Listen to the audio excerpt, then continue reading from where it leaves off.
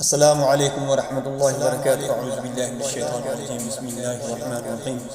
رب اشرح لی صدری ویسر لی امری واحلل عقدۃ من لسانی یفقهوا قولی۔ آج میں جو دم آپ کو تلاوت کر کے سنانے لگا ہوں وہ ان عورتوں کے لیے ہے جن کے بچے پہلے نمبر پہ تو ان کو حمل ہی نہیں ہوتا، اگر حمل ہوتا ہے تو دوران حمل وہ بچہ ضائع ہو جاتا ہے، کبھی 2-3 ماہ کا ہوتا ہے، کبھی 5-6 ماہ کا ہوتا ہے، کبھی 7-8 ماہ کا ہو کر ضائع ہو جاتا ہے، اور کبھی یہ ہوتا ہے کہ حمل مکمل ہو جاتا ہے لیکن اس کے بعد جب بچہ پیدا ہوتا ہے یا تو ڈیورنگ ڈیلیوری یعنی جب زچگی ہو رہی ہوتی ہے، بچہ پیدا ہو رہا ہوتا ہے تو اس دوران ہی وہ فوت ہو جاتا ہے، یا پیدا ہونے کے بعد کچھ دیر کے بعد بچہ فوت ہو جاتا ہے، وہ بچتا نہیں ہے۔ اس کو اٹھرا کہتے ہیں۔ اس کا بہت ہی سخت اثر ہوتا ہے عورت پر، اور یہ ہوتا ہے کہ اکثر عورتیں اس سے نفرت کرنا شروع کر دیتی ہیں، اس سے پرہیز کرنا شروع کر دیتی ہیں، اس کو بچے کے قریب نہیں آنے دیتی، بچے کو ہاتھ نہیں لگانے دیتی۔ جو حاملہ عورت ہوتی ہے وہ اس سے بچتی ہے کہ کہیں میرے پاس قریب آ کر نہ بیٹھ جائے، اس کا اٹھرا کا جو اثر ہے وہ میرے پر نہ ڈال جائے۔ یہ بہت ہی اذیت سے بیچاری گزرتی ہے، یہ اس کے لیے میں نے بہت ہی محنت کے ساتھ یہ دم بنایا ہے، انشاءاللہ آپ کو بہت زیادہ فائدہ دے گا۔ اس عورت کو آپ نے یہ دم اپنے پاس دودھ کا گلاس رکھ لینا ہے، یہ دم آپ نے سننا ہے اور اس کے اوپر پھونک مار لینی ہے، دودھ اس عورت کو پلا دینا ہے اور پانی قریب رکھنا ہے، وہ پانی اس کو سارے دن پلاتے رہنا ہے، اور یہ پانی سے اس نے تھوڑا سا پانی ڈال کر نہانے والے پانی کے اندر نہانا بھی ہے۔ یہ اس طرح کرتی رہے، انشاءاللہ حمل ہو جائے گا، بچہ انشاءاللہ صحت مند پلے گا، صحت مند پیدائش ہوگی اس کی۔ اور یہ کرنا ہے کہ یہ دم چھوڑنا نہیں ہے، یہ جب حمل ہو جائے اس کے بعد حاملہ جب ہو 9 مہینے تک یہ روزانہ آپ نے ایسے کیا کرنا ہے، اور اس کے بعد جب بچہ پیدا ہو جائے تو بچے کو جب تک دودھ پلانا ہے ماں نے، یہ دم آپ نے اسی طرح تواتر کے ساتھ کرتے رہنا ہے کہ وہ دودھ جو ہے وہ پھر ماں نے بھی پیا کرنا ہے، 2 بوند بچے کے منہ کو بھی لگا دیا کرنا ہے۔ اللہم صلی علی محمد وعلی آل محمد کما صلیت علی ابراہیم وعلی آل ابراہیم انک حمید مجید۔ اللہم بارک علی محمد وعلی آل محمد کما بارکت علی ابراہیم وعلی آل ابراہیم انک حمید مجید۔ اللهم صل على محمد وعلى آل محمد كما صليت على إبراهيم وعلى آل إبراهيم إنك حميد مجيد۔ اللهم بارك على محمد وعلى آل محمد كما باركت على إبراهيم وعلى آل إبراهيم إنك حميد مجيد۔ اللهم صل على محمد وعلى آل محمد كما صليت على إبراهيم وعلى آل إبراهيم إنك حميد مجيد۔ اللهم بارك على محمد وعلى آل محمد كما باركت على إبراهيم وعلى آل إبراهيم إنك حميد مجيد۔ أعوذ بالله من الشيطان الرجيم، بسم الله الرحمن الرحيم۔ يا أيها المزمل قم الليل إلا قليلا نصفه أو انقص منه قليلا أو زد عليه ورتل القرآن ترتيلا إنا سنلقي عليك قولا ثقيلا إن ناشئة الليل هي أشد وطئا وأقوم قيلا إن لك في النهار سبحا طويلا واذكر اسم ربك وتبتل إليه تبتيلا رب المشرق والمغرب لا إله إلا هو فاتخذه وكيلا واصبر على ما يقولون واهجرهم هجرا جميلا وذرني والمكذبين أولي النعمة ومهلهم قليلا إن لدينا أنكالا وجحيما وطعاما ذا غصة وعذابا أليما يوم ترجف الأرض والجبال وكانت الجبال كثيبا مهيلا إنا أرسلنا إليكم رسولا شاهدا عليكم كما أرسلنا إلى فرعون رسولا فعصى فرعون الرسول فأخذناه أخذا وبيلا فكيف تتقون إن كفرتم يوما يجعل البلدان شيبا السماء منفطر به كان وعده مفعولا إن هذه تذكرة فمن شاء اتخذ إلى ربه سبيلا إن ربك يعلم أنك تقوم أدنى من ثلثي الليل ونصفه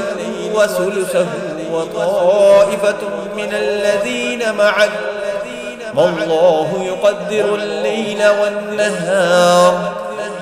علم أن لن تحصوه فتاب عليكم فاقرؤوا ما تيسر من القرآن علم أن سيكون منكم مرضى وآخرون يضربون في الأرض يبتغون من فضل الله وآخرون يقاتلون في سبيل الله فاقرؤوا ما تيسر منه وأقيموا الصلاة وآتوا الزكاة وأقرضوا الله قرضا حسنا وما تقدموا لأنفسكم من خير تجدوه عند الله هو خيرا وأعظم أجرا واستغفروا الله إن الله غفور رحيم بسم الله الرحمن الرحيم يا أيها المزمل قم الليل إلا قليلا نصفه أو انقص منه قليلا أو زد عليه ورتل القرآن ترتيلا إنا سنلقي عليك قولا ثقيلا إن ناشئة الليل هي أشد وطئا وأقوم قيلا إن لك في النهار سبها طويلا واذكر اسم ربك وتبتل إليه تبتيلا رب المشرق والمغرب لا إله إلا هو فاتخذه وكيلا واصبر على ما يقولون واهجرهم هجرا جميلا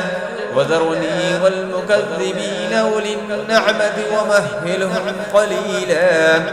إن لدينا أنكالا وجحيما وطعاما ذا غصة وعذابا أليما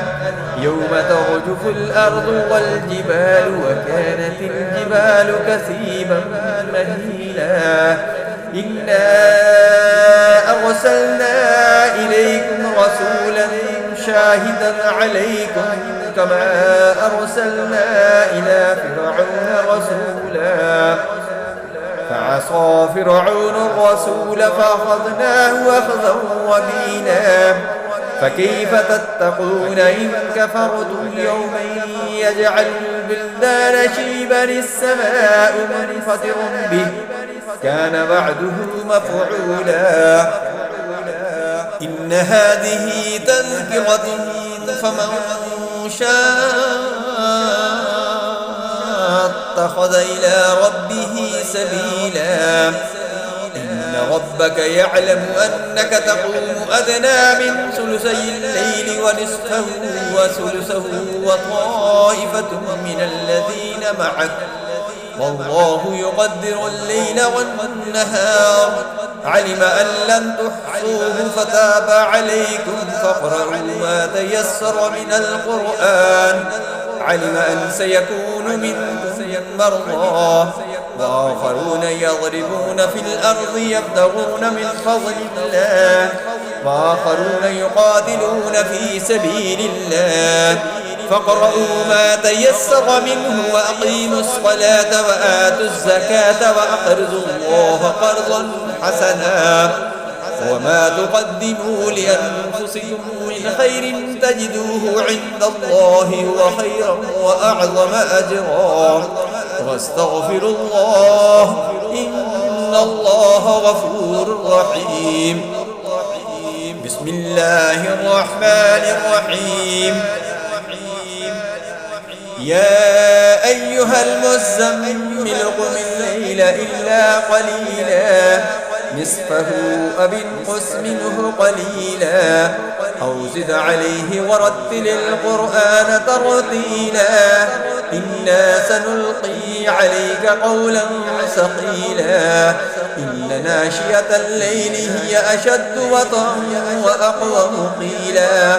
إن لك في النهار سبحا طويلا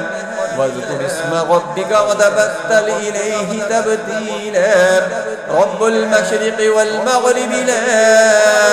إله إلا هو فاتخذه وكيلا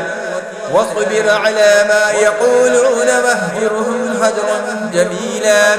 وذرني والمكذبين أولي النعمة ومهلهم قليلا إن لدينا أنكالا وجحيما وطعاما ذا غصة وعذابا أليما يوم ترجف الأرض والجبال وكانت الجبال كثيبا مهيلا إنا أرسلنا إليكم رسولا شاهدا عليكم كما أرسلنا إلى فرعون رسولا فعصى فرعون الرسول فأخذناه أخذا وبيلا فكيف تتقون إن كفرتم يوما يجعل البلدان شيبا السماء منفطر به كان وعده مفعولا إن هذه تذكرة فمن شاء اتخذ إلى ربه سبيلا إن ربك يعلم أنك تقوم أدنى من ثلثي الليل ونصفه وثلثه وطائفة من الذين معك والله يقدر الليل والنهار علم أن لن تحصوه فتاب عليكم فاقرؤوا ما تيسر من القرآن علم أن سيكون منكم مرضى وآخرون يضربون في الأرض يبتغون من فضل الله وآخرون يقاتلون في سبيل الله فاقرؤوا ما تيسر منه وأقيموا الصلاة وآتوا الزكاة وأقرضوا الله قرضا حسنا وما تقدموا لأنفسكم من خير تجدوه عند الله هو خيرا وأعظم أجرا واستغفروا الله